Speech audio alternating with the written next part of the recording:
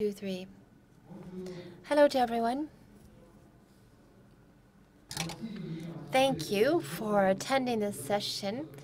As you see, I'm the senior software evangelist, etc., etc. You heard this yesterday. Now, this is a session in which we'll be looking at codes and models. It's not a training session, it's to show what we can do with the Wakanda data modeling, which is really revolutionary. It is a session 95% inspired by my Dave Thierry session, which presentation was done 2 weeks ago. He could not come. We did this presentation together, so that's why I'm presenting it to you now. I'm going to start and give you some general advice. You should be aware and know very well this tool.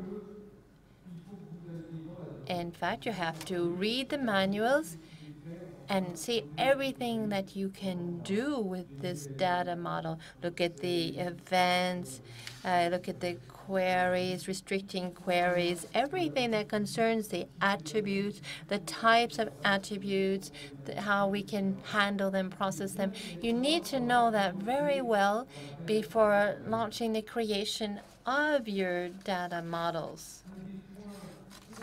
Another piece of advice for the Wakanda data model is to centralize business lines within the model. So this business lines logic will be created. Everything that concerns your business lines will be there. The same for security. We talk about web applications, and we should not be based on the browser to handle security. You need to put everything concerning the business lines logic and security within the core of your model. There are several advantages, and because it's important to have centralized codes, the bugs when you want to modify the business lines logic later. This would be very of much interest. We're going to give you some examples of the restricting queries. I have not found a good way of saying restricting queries in French, but these are like limits enable us to filter in the database the list of entities when we do actually a query. Also, you'll be using the derived classes in association with the restricting queries.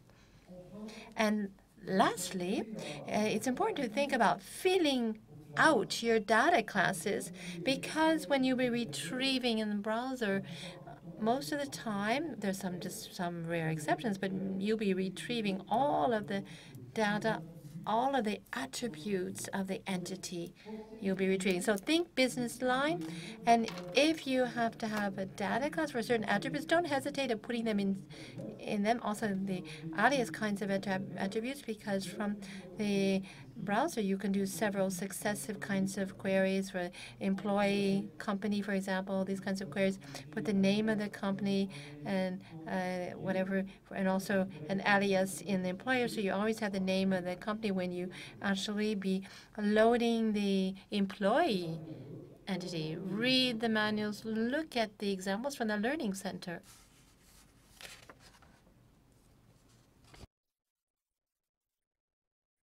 From our experience, this is how we advise you to create your model. You create all the obvious data classes, the simple ones, where you don't start doing your attributes. You just do the employee, for example, products, sales, the invoices, and the invoice lines, for example. And also, secondly, change the key type if needed. So, for example, you can need to have a UID if you want to guarantee uniformity with the world.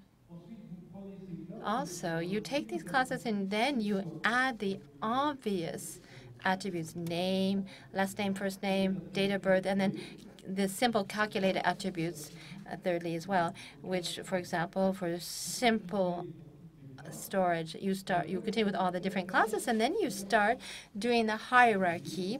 So, for example, the employee, the company, the line of hierarchy, etc., etc. And then you'll be adding the more complex relations, N kinds or several levels. And this way you have a vision. In fact, you'll be constructing your model in the designer model gradually. And this will avoid when in fact, we had different expertise. We were helping some clients, and this is how we've gained experience in this area. And this is why we tell you this is the most efficient way. And so it's better to do things right the first time and not go back over things. Then after all of that, then you can start adding events, basic events, and the methods to be managing the entities and the classes themselves. And once you have done all of that for your creation order, then you can start. You're ready to start work.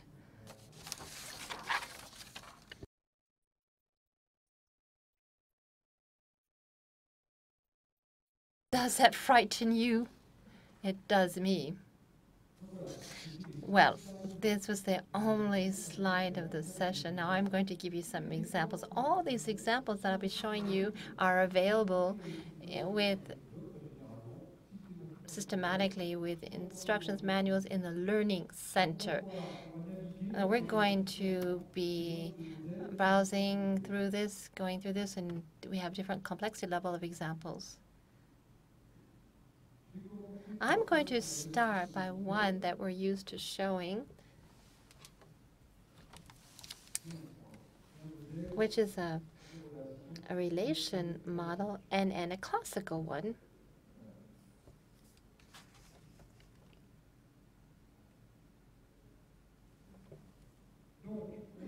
Here, we have persons who are attending conferences. You, for example. You have N person is attending N conference.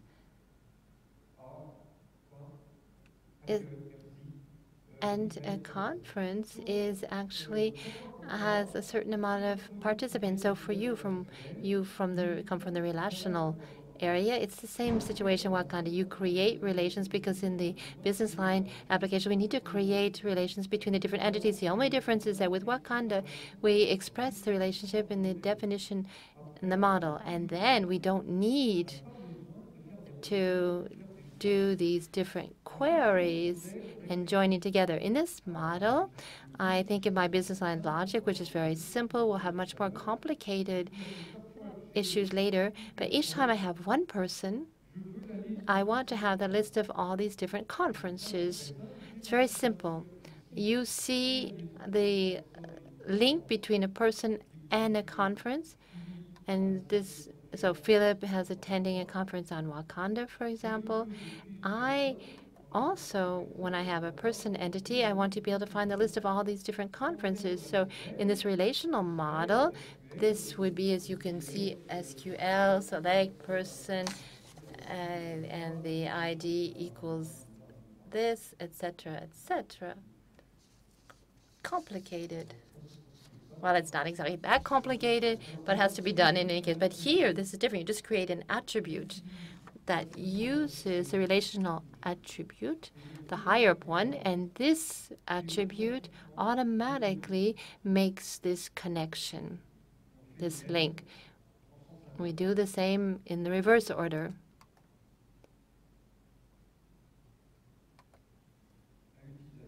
Now, for the uses, this is how it can be expressed. Can everyone see, even the back of the room?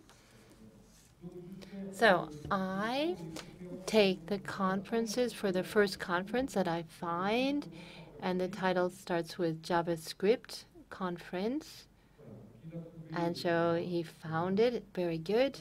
Now, if I want to find and display the list of all the persons who attended this conference, I just have to use the attribute all people.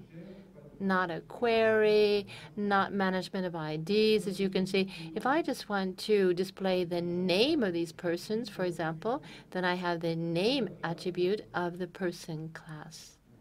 We could even go very much further. You do the same thing in the browser. You slide them into the grids. You put them into the widgets. You don't have to do any queries. You can concentrate all of this in this model within the server. And now I'm going to have a call when Andy's going to reply. So the question, how can we know which conference did not attend? So I have a list of total conferences, and I have the list of conferences related to one person. Okay? I'm not going to show it to you, but you'll see it later. So what do we do?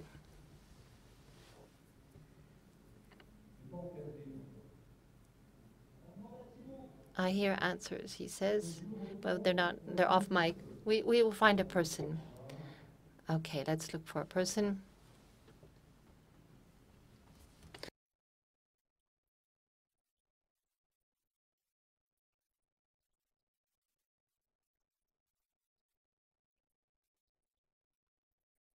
Let's see. I think I have one lower. Okay, here we go. I have found one. Well, don't look. Also, I did find one. Okay, here we go. I have one person.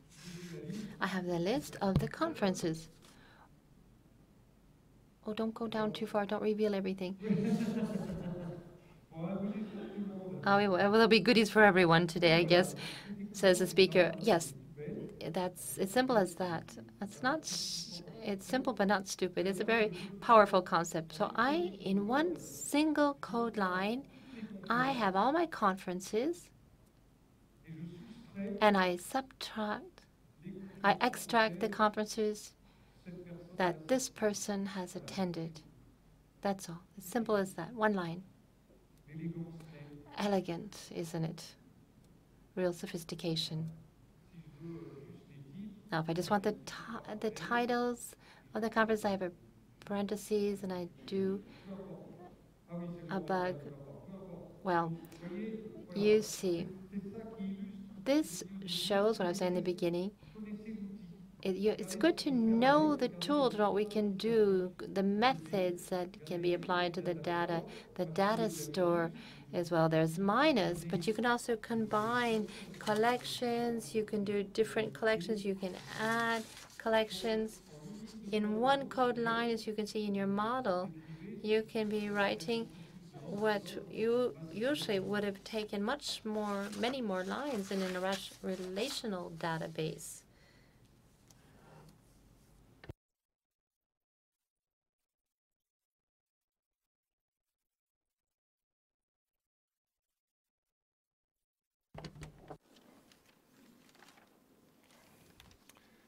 Alors, il n'y a pas tout ça, hein. Ça c'est juste le... Et puis j'écris gros. Hein. Well, actually, do you see I wrote in large print? Well, this is an example that can be downloaded from the Learning Center website. And this, in one single solution, you can see this collects together 5 different projects are regrouped. I'm going to start with the educational project, which represents this call management, and it's a simplified call management, but quite interesting.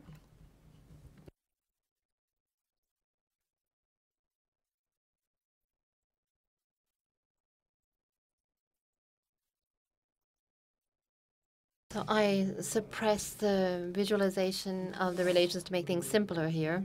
We want to manage, this is a school, you have teachers, you have pupils, and you have the administrative staff, and you have this one course master, which has a list of all the different courses possible. It's a very simple class-based database with the names of the classes and the departments. More interesting is this one. You can see the course class, which makes a liaison with the link with the course master, and this enables the definition of a course to given at a certain place by a given teacher, for example, a math class, actually, which is on Mondays and Tuesdays in a certain classroom and given with the given year and the semester, and you have the course teacher, and this course had a certain number of pupils in this course. Now the person class here is a basic one for this model, and it has a multiple role. You will be storing information from all persons working or having something to do with the school. So the teachers, the pupils or students, and all of the administrative staff as well will be included. So we have the standard attributes. As you can see here, I'm not going to elaborate on the address, for example, etc. And then you see we have those with specific logins, key logins, and this represent this little log and this logo means that these attributes are public on server. So the scope of an attribute in the class is really important for the security. The fact that these are declared public on the server means they are accessed by this certain code.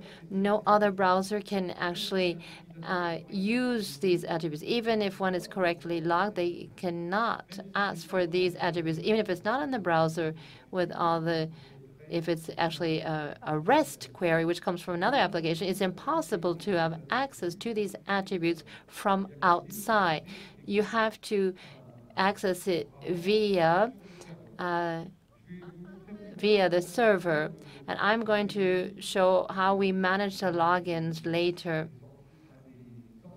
of specifically teachers and the pupils or students, and I'm going to show you how we identify them and manage the logins for them. Now, the teacher and student class is extended so I extended the person class, as you see, and globally, a teacher is someone who teaches.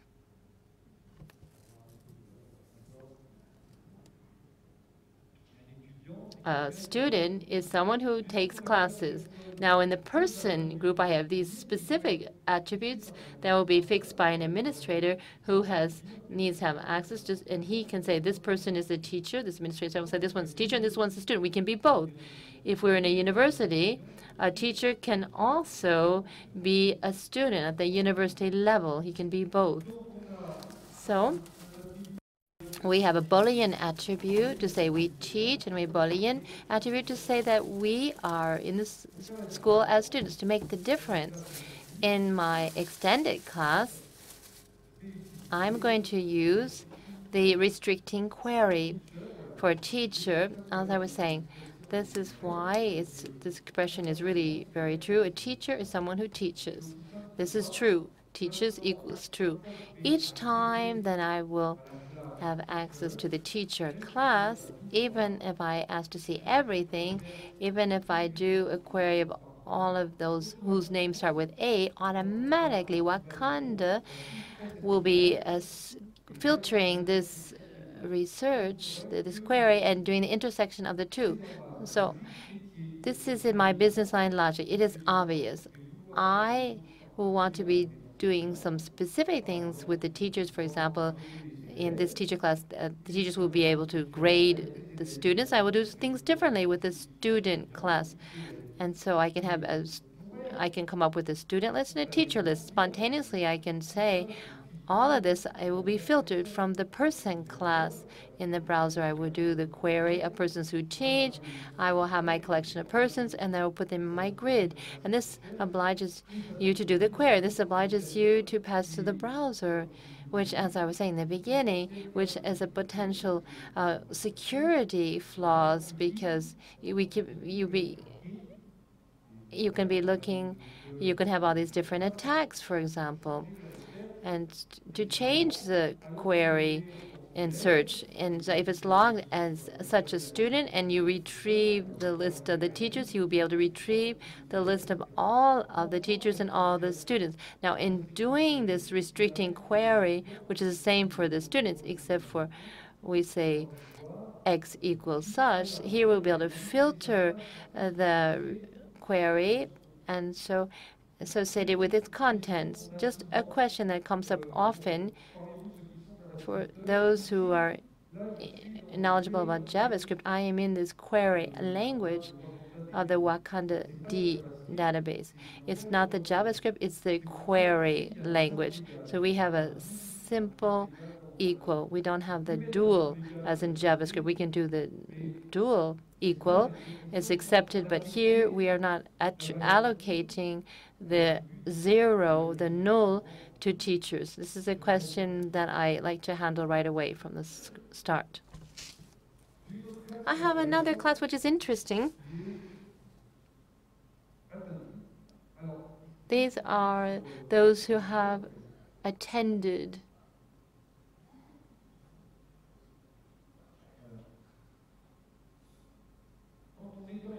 When we extend a class, in fact, as I was saying earlier, you fill your classes. When I'm a teacher, then I don't need to have all the information of the persons. When I have them loaded on the navigator and browser, I just want to have them as a teacher. But so then I can say these attributes I don't need, for example. On the browser, it will be quicker than to upload. We do this the same way for the students. The last class of the model, as you can see, are those the participants. These are those who have attended classes. Il y a un petit zoom de trop. Voilà. C'est la participation. So these are those who have attended the classes, and this makes the liaison between the course and a student. There is an attribute here which is called the grade point, which is the grade, which is a figure, because then I can make an average later, and that's why I need digitals here. In this example, which is inspired from the States, we have grades from 0 to 4 with different also decimal points, but in general, the grade is in a known value. We also can display often this in forms of letters. We can A equals 4, B equals 3, etc. So once I have filled in here my value for the grade, then often as a teacher or as the administrator, a principal or a parent, I would like to see this grade. And this is, I can calculate this if I want to see the average, for example. These are not stuck on the disk. They're evaluated each time we have access to the data. There are 4 different events possible. One that's obligatory, which is the onGet, which defines the attribute itself. And the onGet function is quite simple. So I construct this JavaScript array, which has a correspondence between the grades and the letters. We have put all of this in a single code to make it easier, but of course we would have pre-filled this array in for the starting point. And here then we see the code at one point. When I want to have the grade point and letter, I just have to go to the have the JavaScript element that corresponds to the grade, and then the teachers they can actually input the grades in letters. For example, C grade. Then I will be filling in the grade point with the value 2. As you can see, this is the interest in having these calculatable attributes. Another interesting point is the query. Now, on query function, it's very interesting that I want the teachers and students not to just query the grades which are necessary for calculations, but also of the alphanumerical value. So this is why I have the onQuery function, which is an event which tells you I have a chain of queries. Give me another one. Here, somebody will be inputting, for example, the letter B, and then I will say, I'm not looking for B, I'm looking for the grade point is equal or higher or less than the value requested. We do the same for sorting. In your calculations for attributes, you have to define the get, which enables you to have the value. All the others are optional. In this kind of a case, you need everything.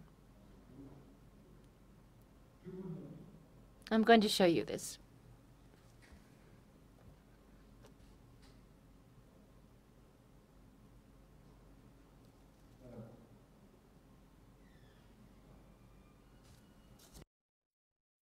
So I have my query for the first 100 students, and I display their names and their grades in figures and also in letters, as you can see with the onGet function. When you see this line, we can query all of those who have a grade higher than a given level, for example, B. It's quite interesting because here I can have all of the students who have grades that are B, B plus, A minus, A. And you who come from the numerical database and to be able to do this kind of a query with something that's higher than the alphanumerical B, it should also be able to find C, D, E, and C. But thanks to our calculated attribute and the fact that we have overloaded the query, and so when we ask for a grade higher than B, it's to see all of those who have A's, as you can see from this example. And here they are.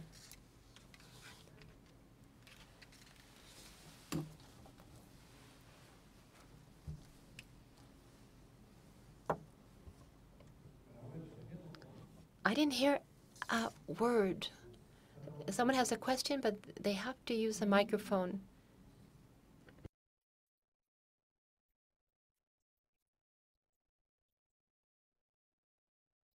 Why do the speakers? Why do we have the same names of the students? Because we have mixed. We query in all of the different participants or those who are attending the classes. So why do we have this is what's the question. Why do we have the same names of the students? Because we're looking, querying in those who have attended the classes, that class. And these represents all of the courses that the students have taken. So for example, this student has actually attended different courses, and so we have the different courses that are represented. So the last point I wanted to show you on this model specifically is the login listener.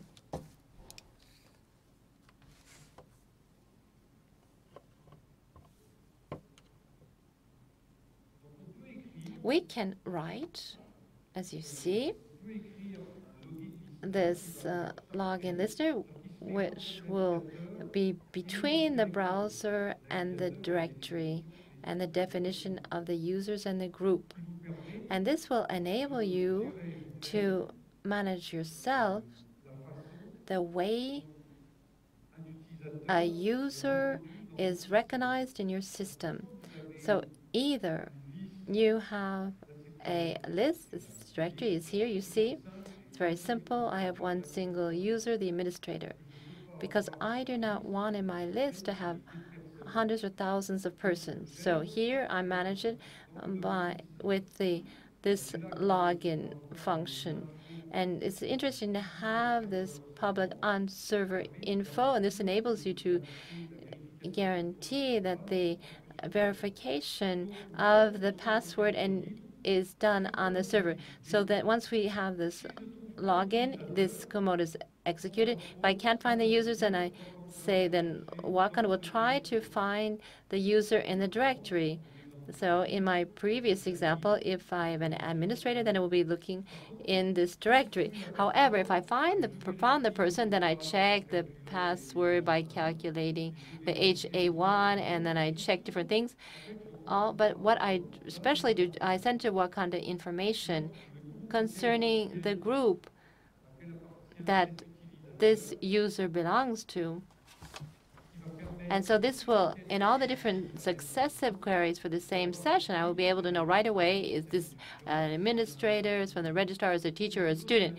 Now what's interesting is storage, which enables you to store what you want with as of the first connection. You can find it in the next connection. So you can have information that you did calculate the first time to avoid recalculating them several times in the following connections. Voilà pour cet exemple. So that, as far as this example is concerned,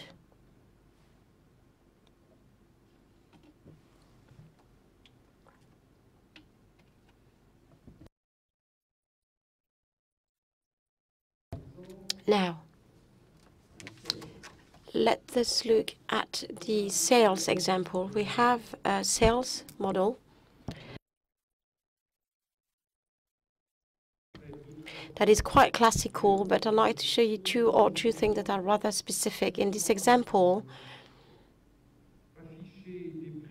you want to display prices, specific prices for a customer, a specific customer, and a specific product. So up to a point, each customer could have a specific price for the same product. This is very complicated to do usually, but here it is very simple. So we have customers that have contacts. So we have professional rules.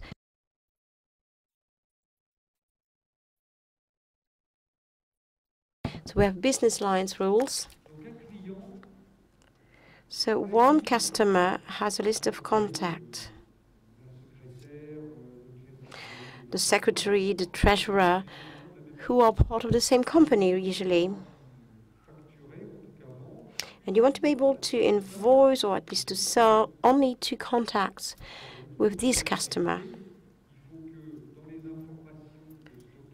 So in the information of the contacts, you have to make sure that it is really part of the contacts of the customers that ask for it. So this is the basic information of one contact in one company. We could have named the table customer, customer meaning of one entity, one organization. So you have 3 different links that are links towards N, towards the contact. In one class only, you can create, as in this example, the ID of a customer that you invoice, that you deliver, and the list of all the contacts. It's rather classical. You have the invoicing address and the delivery address. So by declaring the attributes, Wakanda has access to them. So when you have a customer, you ask for a customer, you ask for the invoicing address, the delivery address, you display them, and you don't need to do other research or to modify the existing ones.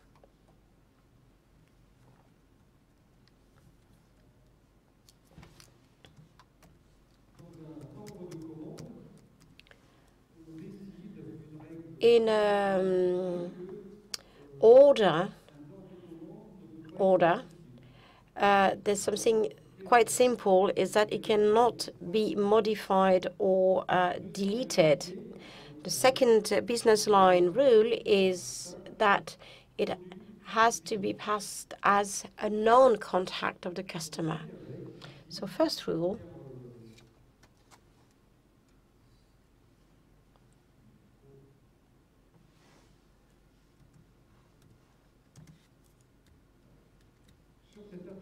so with this relational attribute, I can add an event. It's not a calculated attribute. It is an event of a database. When you allocate the customer to the order, you can overload what Wakanda is going to do. As a matter of fact, here we're going to look at the different modified attributes. And if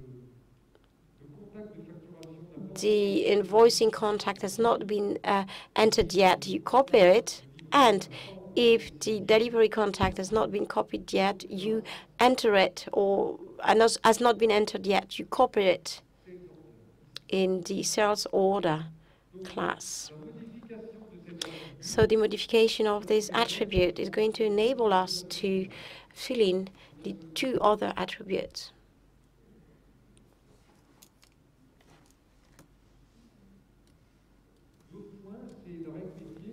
The other aspect is the professional rule or the business line rule, stating that you cannot modify an existing order.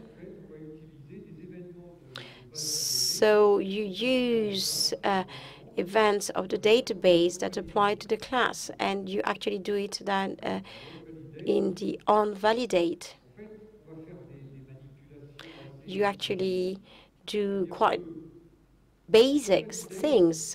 That is to say, onValidate is executed before storing the entity, of course. If a mistake is made, the entity is not stored, and the mistake is sent back to the caller.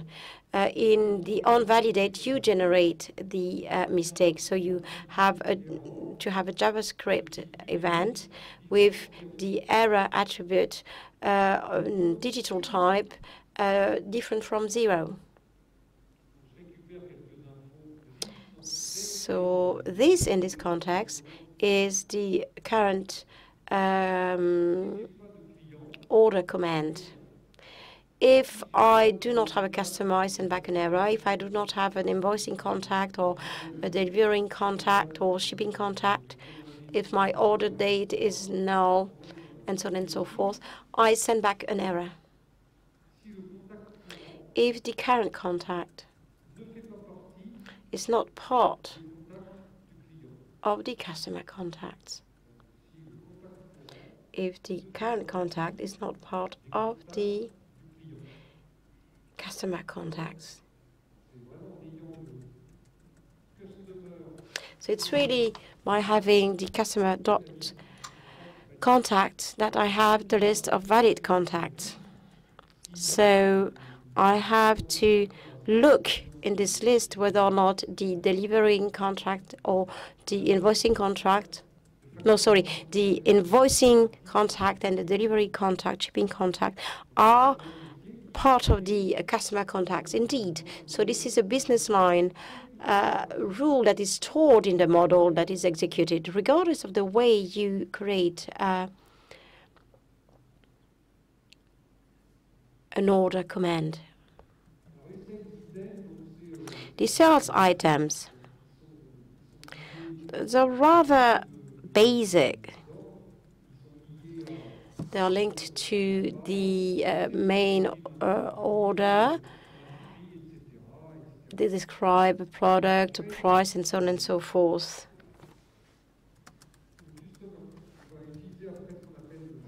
Then we customized the class that we have created here that's called customer prices. One of the objectives of this application is to enable a customer to have a specific price for a specific product.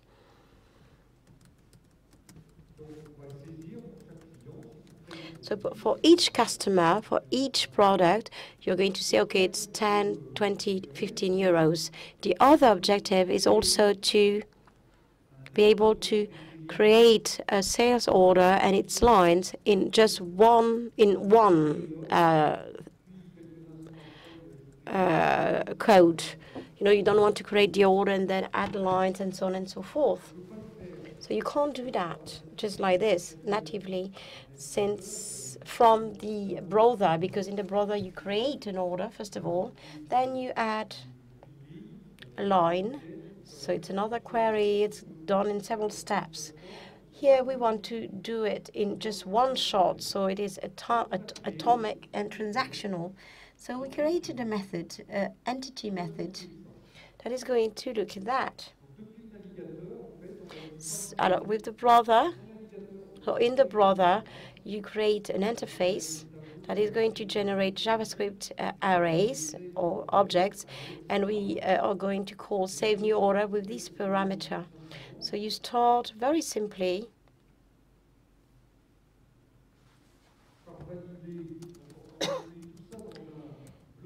You start with navigate. You also have the try-catch code, because if there is a mistake, you don't do anything. You don't create order. You don't create lines. So that's a safeguard. So you check everything. You check that you're really in a new order, because in our business logic, you cannot modify an existing order. So you must come up with a new command order. I'm doing a boo-boo here anyway. So then you check the parameter that is received, and you start a transaction. Then for each item that is received, you check that it's a valid item, that it has the JavaScript attribute that you expect from it, a product and a quantity, and so on and so forth. And then you create the list of the items. If there is the slightest mistake in this process, you get to the catch, and then you can cancel the transaction. Otherwise, you validate it. So you create the command and the lines in just one shot. You just have to use an array that is going to create the order items. You can see here that I use what I mentioned at the beginning. That is to say that for this product, you might have a specific price for this customer. So it's part of the product. I have a class method, get customer price. I'm not going to get into the details here. So it's rather simple. I get the prices, the customer, the date. I build up a query string, and if I find a specific price, specific customer for the specific date, I send it. Otherwise, I send the value by default, which is the price minus the basic discount that the customer might have. That actually has to comply with business line rules that are very strict. You know, I just created an intermediary class, and I handle it with the entity method.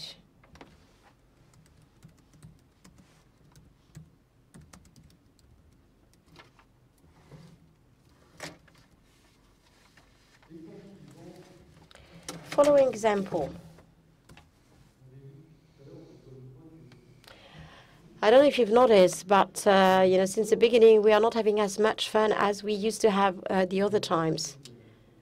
The guy of the sound technique is going to be furious because I dropped the thing, but everything is okay. You know, it's not broken. He had told me not to sit down, by the way.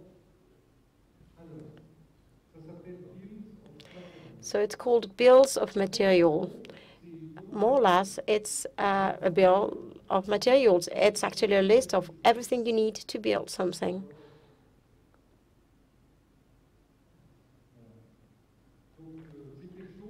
So it is something that in the classical relation mode can be very hard today, because we have products that can be products that you buy or products that you manufacture. So they might have a cost, or they can, you know,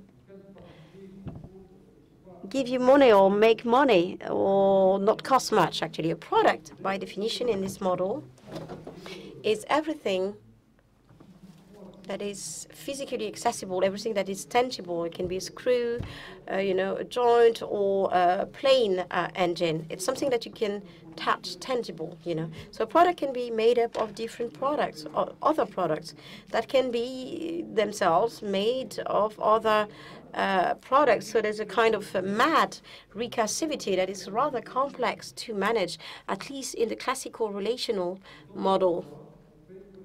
So in Akanda, this is the model that you can use to manage all this.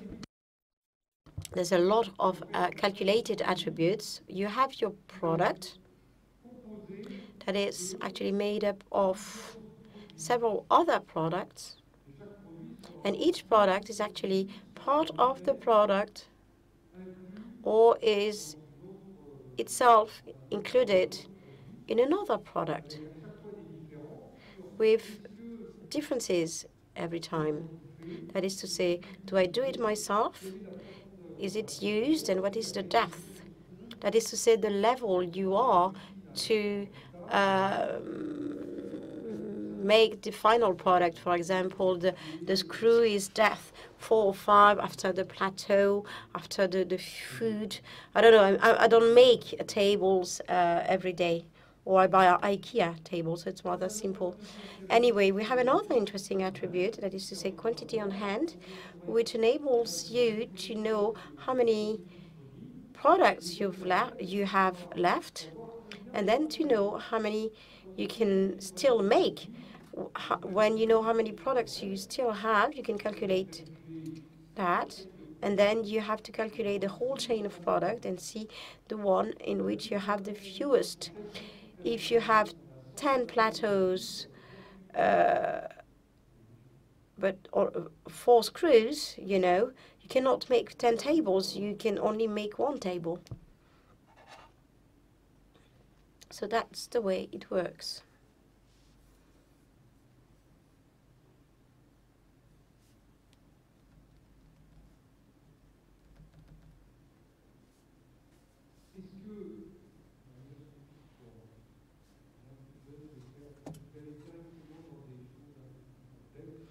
I'm going to go directly to things that are rather complex rather than just looking at the attribute.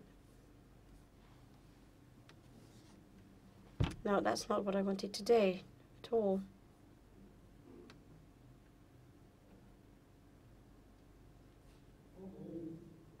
So,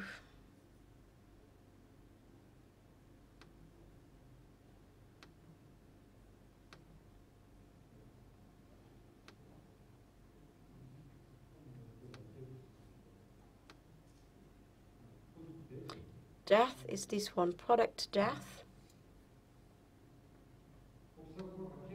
Just to know at which depth level you are in a product made up of other products. It's very simple, actually. It's either a unique product that does not require any other products, and in that case it only needs one, or you get the link to the component table, and we know that the maximum of the depth of all these entities here will match the maximum depth of the product, which means that we can build the bill of materials, which is something that sends you back. I mean, there are several lines, but it's not very complex. You take a product, and thanks to all the links you have and all the codes for the calculated attributes, you describe the whole hierarchy for this product.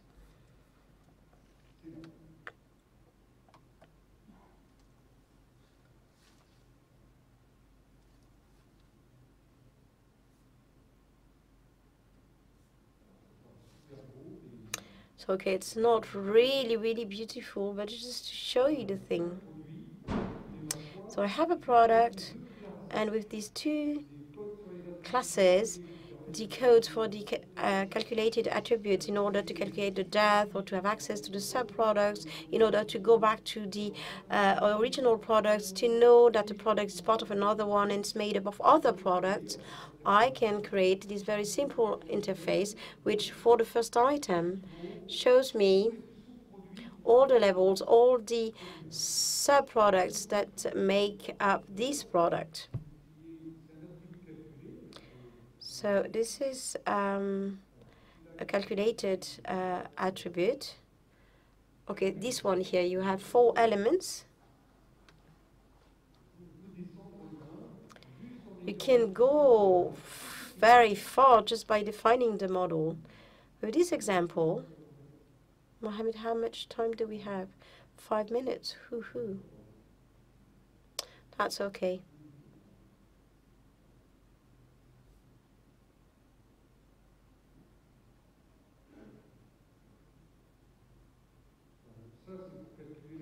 So this is to calculate depth of a product.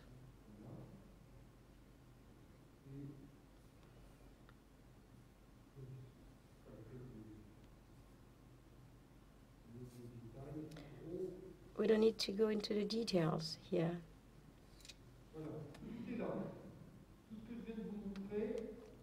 Everything I wanted to show you can be downloaded here in the example.solution or learning center with something that describes in far more details what I just described. It's something that enables you to start with this data modeling. It says, of course, model-driven that can do things that are quite simple but also quite complex. You know, it's to do with recursivity. You have a person with a phasor link that goes back onto himself, and in just one grid, I can see further point name, and I can go back to the great-grandfather just by declaring the attributes. Do you have quick questions before I think whomever I have to ask? Sorry. The question is the Wakanda language executed in preemptive mode? Of course, this is JavaScript. The JavaScript engine or driver for Wakanda is JavaScript core. This is the JS of the WebKit, 64 bit and thread safe. So every time you get a query, a thread is launched, and it's really actually quite scary. Another question over there.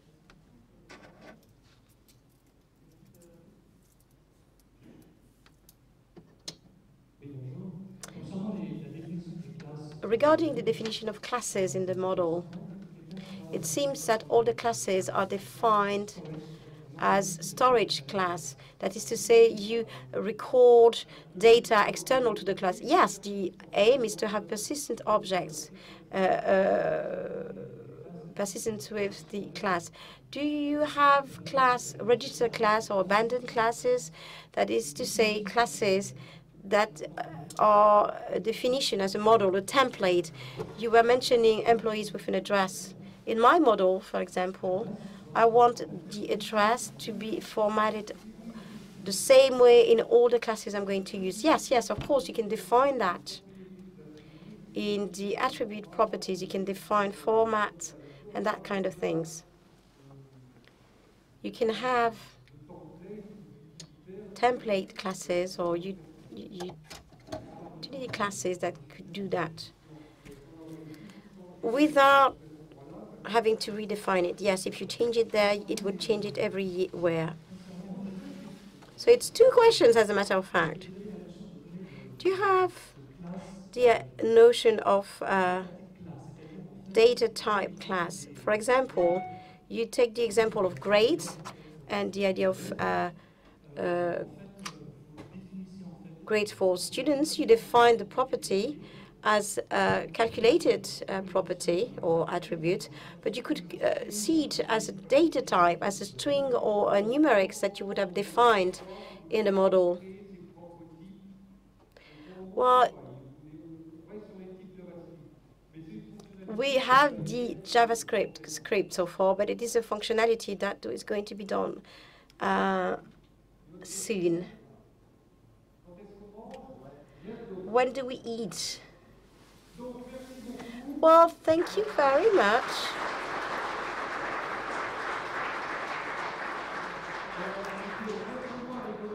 It was not as fun as the other sessions, but sometimes, you know, you